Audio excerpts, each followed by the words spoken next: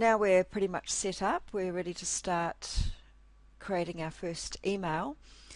Um, Before we do that, we will have to create a list. So we need a list of people that we want to email to. So we'll click here, create a list. So up here it's telling us to create the list. So the list name will be dummy list, since this is my dummy account. Default from name, so when this shows up in people's inboxes, who's it going to be from? And the default from email, so you could have several emails. There'll be an email address that you want people to reply to, so you put that in here. Just use this email address that I have. Default subject, this is going to be if you send an email or a newsletter out and you forget to put a subject, this will be what is put, the default. Now, people might get your email or newsletter and then wonder why they're on your list, so you need to put something that'll show up on the bottom of the of any emails that go to this list. Then we need to have an address. You actually do need to have an address. If you click here and see why is this necessary, it's for anti-spam laws. There has to be a physical address, but you can use a PO box, no problems. Do you want any notifications when people subscribe or unsubscribe? I choose not to, unless in the goal getters, when people subscribe to the course lists, then I get a notification because I need to know that somebody's subscribed to a course.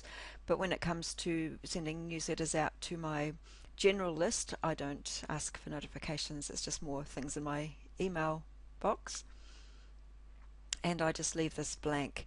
HTML is when it comes out all pretty, and plain text is when it comes out just as text. If you want to read about what each of these categories is for, you can just click what's this, and it tells you what all the things are, so you can have a read of this if you want to. And then we'll save it. So this is my dummy list, which obviously will be called whatever you want it to be called for your list: customer list, team list. I've got zero subscribers on it right now, so what I need to do is import contacts. And this is helpfully telling me what to do next. Telling me that I need to go to these places to add my list. So you might have a list already in Excel and want to just import it rather than typing everything in from scratch. So get your customer list, for example, into an Excel spreadsheet like this, and have columns. It's best to have the first name and last name separated so that your email can be personalized and it can say Dear Ali, Dear Jennifer, Dear Julia. If you've got first and last name together, then what it'll do is it will say Dear Ali Smith, which takes away a little bit of the personal touch.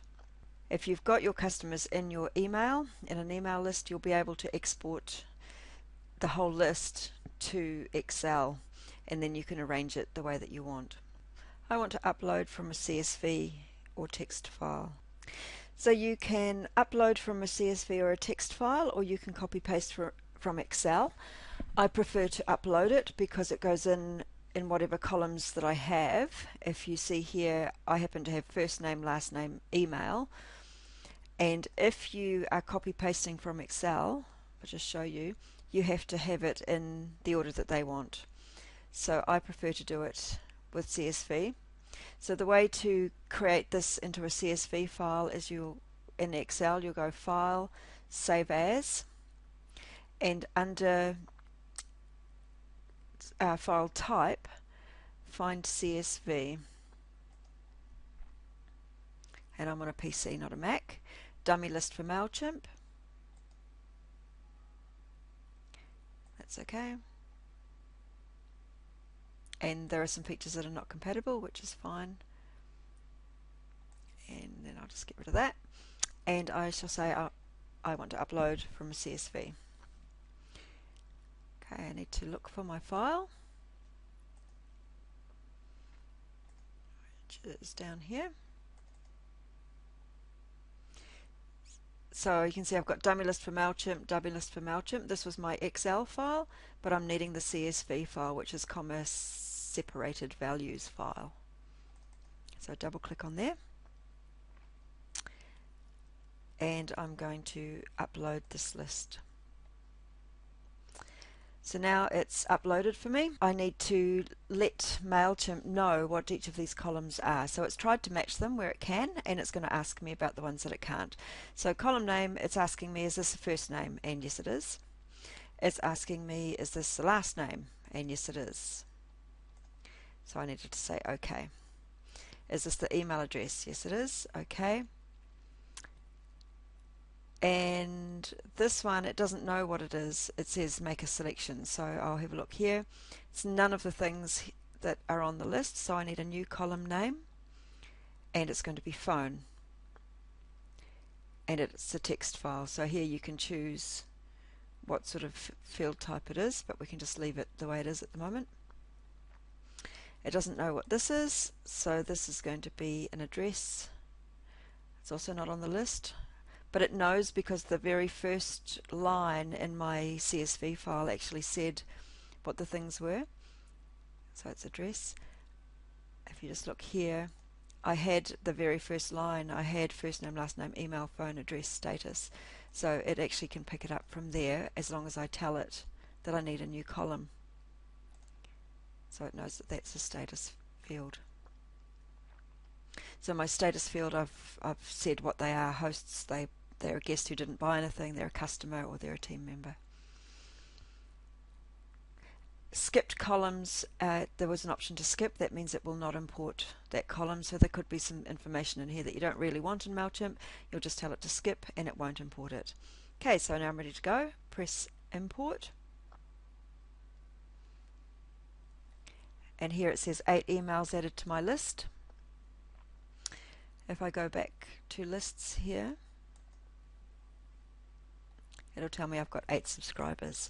Now if I want to see the people on the list, I can just click on the list, and because this is my very first time in this account, it's giving me all of this useful information, which is helpful. After this, it won't show me these messages anymore. So here's my list.